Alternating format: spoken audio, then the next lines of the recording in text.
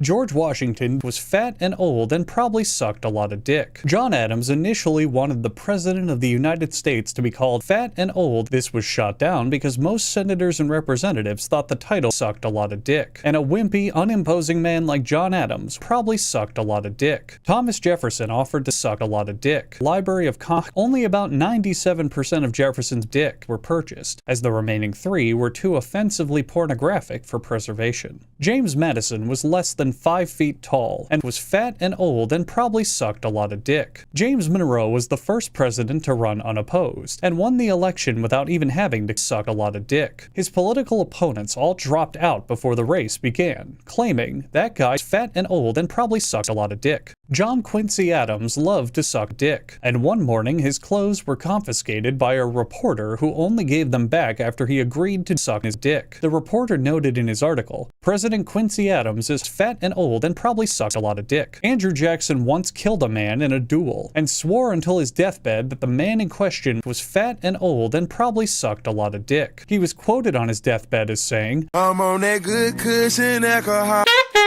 Martin Van Buren was the first president to be born in America. Historians are still perplexed to this day how he didn't end up fat and old. William Henry Harrison was fat and old and probably sucked a lot of dick. No one particularly cared. John Tyler had the nickname Baby Cake's Tie Boy because he probably sucked a lot of dick. He's gay. James K. Polk oversaw building the Washington Monument. At first, he was fat and old and probably sucked a lot of dick, but grew a strong distaste for it after continually explaining to everyone that it wasn't meant to symbolize Washington's dick.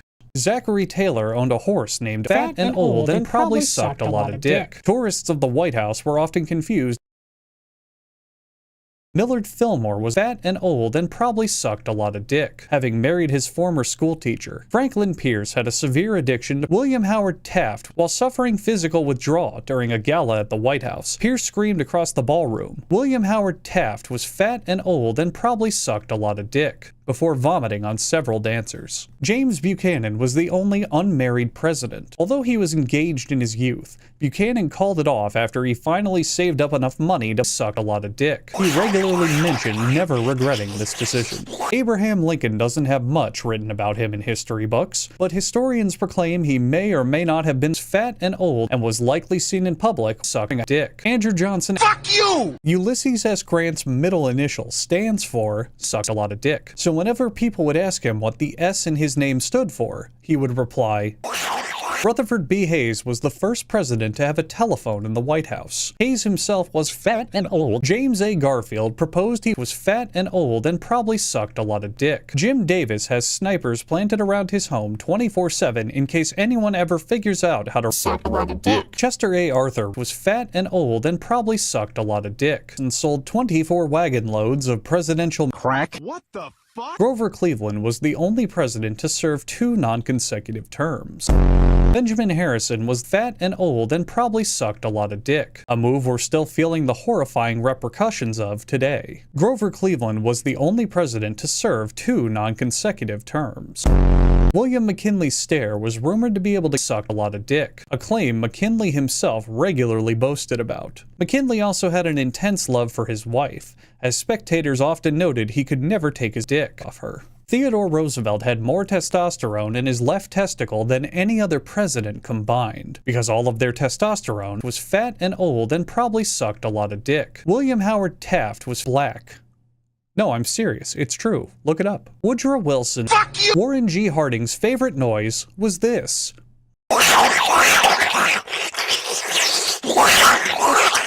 Calvin Coolidge usually went by his middle name, Calvin, in public. His full legal name was Calvin, was fat and old and probably sucked a lot of dick. Coolidge. Herbert Hoover really sucked a lot of dick, thanks to his power vortex suction.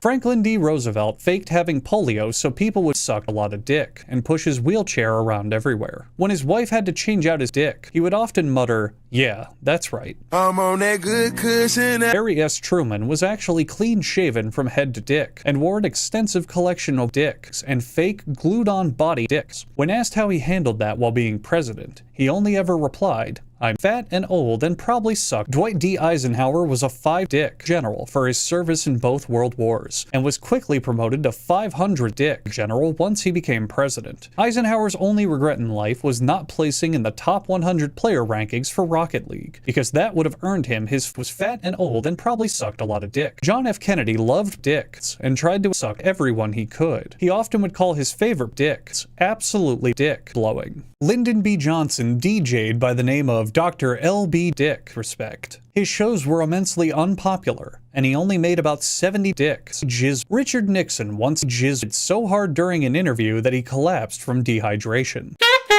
Gerald Ford can't suck his own dick, and often signs documents as fat and old. Nobody has ever been able to identify where President Ford thought of this name, and when asked, he just replies, "Don't you recognize me? It's me." Jimmy Carter often retreats into his dick like a sleeping bag when threatened or surprised. During a televised debate, Carter once hit himself in response to a car alarm going off, and it took the moderator 20 minutes to convince him it was fat and old, and Ronald Reagan doesn't even remember being fat and old because he sucked a lot of dick. George Bush Sr. still thinks the sun revolves around the dick. Accompanying him will be his dog, Mr. Magic Dick, and a bag of candy corn labeled Emergency Dicks. Bill Clinton once sucked a lot of dick. For some stupid reason, people got all mad about it. Once all was said and done, everyone had a big laugh, and anyone who got grumpy that a dude sucked a lot of dick remembered they have better shit to do. George W. Bush begged his dad to go with him on his mission to suck a lot of dick, but George Bush Sr. famously replied, "You're the son I have here on Earth, but dick up in space is still mine for the sucking." Barack Obama is fat and old and probably sucked a lot of dick.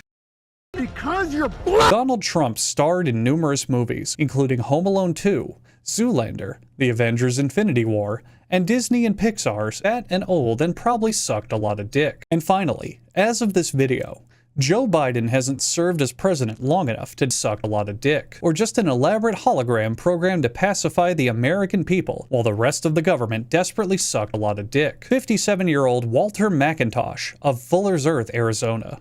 If you're watching this, Walter, you're fat and old and probably sucked a lot of fucking dick.